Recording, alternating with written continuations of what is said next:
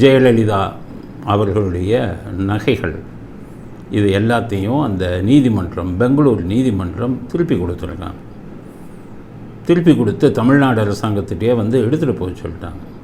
எடுத்துகிட்டு போயிட்டு என்ன சொல்லியிருக்காங்கன்னா, இதெல்லாம் நீங்களே விற்று எங்களுக்கு 5 கோடி ரூபா கொடுக்கணும், இந்த வழக்கெல்லாம் நடத்துனதுக்கு 5 கோடி ரூபாயை கொடுங்கன்னு திருப்பி கொடுத்துருக்காங்க. எவ்வளோ நகையை திருப்பி கொடுத்துருக்காங்க? 27 கிலோ. 27 கிலோவுடைய விலை என்ன?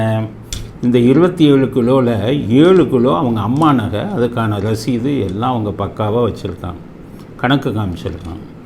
ஆக 7 கிலோவை விற்க முடியாது, மீதி 20 கிலோ நகைகளை தான் விற்க முடியும். 20 கிலோ நகைகள் அன்னைக்கு கைப்பற்றிய போது இருந்த மதிப்பு என்னென்னா 6 கோடி ரூபா.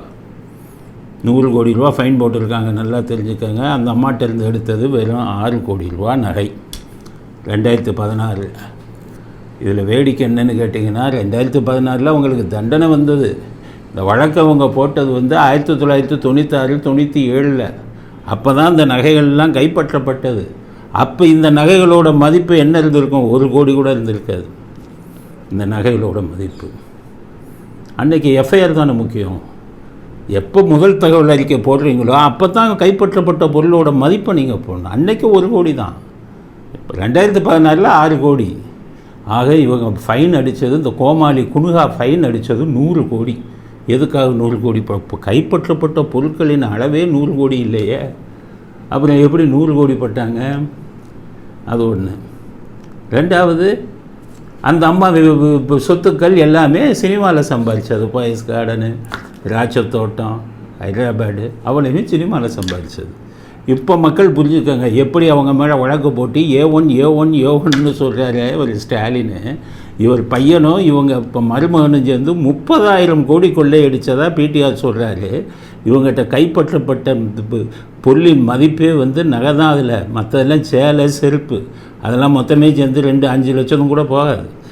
இந்த நகைகளும் அந்த அம்மாவுக்கு எப்படி வந்ததுன்னு சொல்கிறேன். அந்த அம்மா பிறந்தநாள் விழாவுக்கு தொண்டர்கள், தலைவர்கள் எல்லாம் நகைகளாக வந்து கொடுப்பாங்க, வைரத்தை வந்து கொடுப்பாங்க.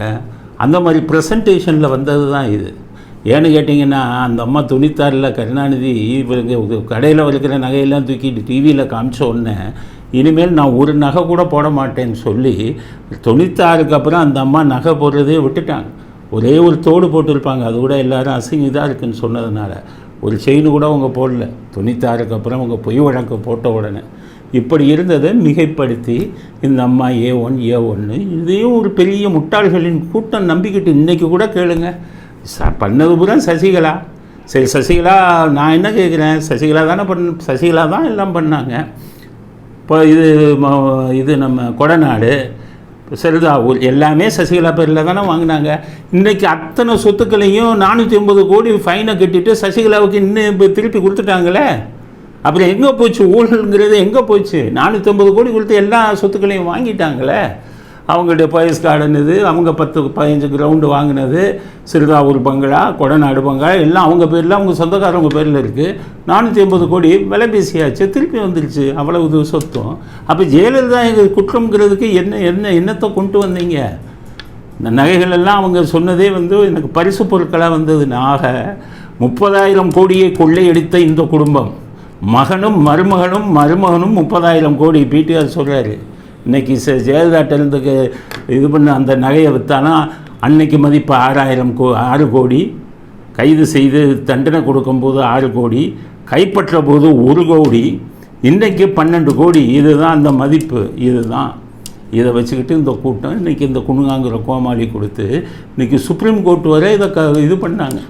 இப்போ அதுக்காகத்தான் அவன் என்ன சொல்கிறான், நம்ம பெங்களூருக்காரப்பா எனக்கு 5 கோடி வேணும், நீயே விற்று நீயே எடுத்துக்க. ஏன்னா அந்த நகைகள்லாம் மார்க்கெட் விலைக்கு விற்க முடியாது. அதனால் அவன் பார்த்தான், நமக்கு 5 கோடி, இதை போய் விற்றுக்கிட்டு நம்ம என்ன பண்ண முடியும் அப்படிங்கிறதுக்காக நீயே விற்றுக்க, நீயே கொடு. சேலெல்லாம் நிறையா காணாம். இப்போ 27 கோடி கணக்கு அமைச்சிருக்கேன், 27 கிலோ கணக்கு அமைச்சிருக்காங்கல்ல. போலீஸ் கைப்பற்ற போது எத்தனை கோடி கணக்கு காமிச்சாங்கன்னு நாட்டு மக்களுக்கு சொல்லுங்கள். இன்றைக்கி நீதிமன்றத்தில் இருக்கிறது தான் 27 கிலோ.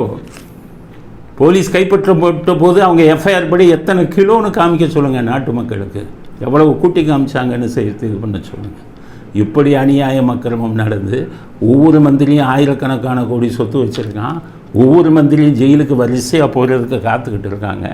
ஸ்டாலின் வந்துக்கிட்டு 30,000 கோடி பையன் பேர்லேயும் மருமகன் பேர்லேயும் சம்பாரிச்சுட்டு வெளிநாடுகள்லாம் கம்பெனியை திறந்து ஒவ்வொரு வெளிநாட்டு கம்பெனிகள்லையும் கொள்ளையடித்த பொருட்களை பணத்தை போய் முதலீடு பண்ணிக்கிட்டு தன்னுடைய சொத்து வெறும் 6 கோடி, எனக்கு கார் இல்லைன்னு சொல்லிட்டு, கார் இல்லைன்னு சொல்லி 2 கோடி ரூபா காரில் அவர் வளம் வந்துட்டு, எப்படி 2 கோடி கார் வந்ததுன்னா என் பையனுடைய ரெஜென்ட்டில் சம்பாதிச்சதுன்னு ஊரை ஏமாற்றிக்கிட்டு இவ்வளவு இது பண்ணிக்கிட்டு அனாதையாக யாருடைய இதுவும் இல்லாமல் குடும்ப ஆதரவு கூட இல்லாமல் சசிகலாங்கிற பெண்ணோட நம்பி அவர்கள் எல்லா கொள்ளைகளும் அவங்க அடிச்சுட்டு கடைசி பலிகடை ஆக்கப்பட்டு ஏ1ங்கிற இதை இன்றைக்கி வர சொல்லிக்கிட்டு இருக்கக்கூடிய ஒரு சூழ்நிலையில் அந்த பெண் மறைஞ்சிருக்காங்க.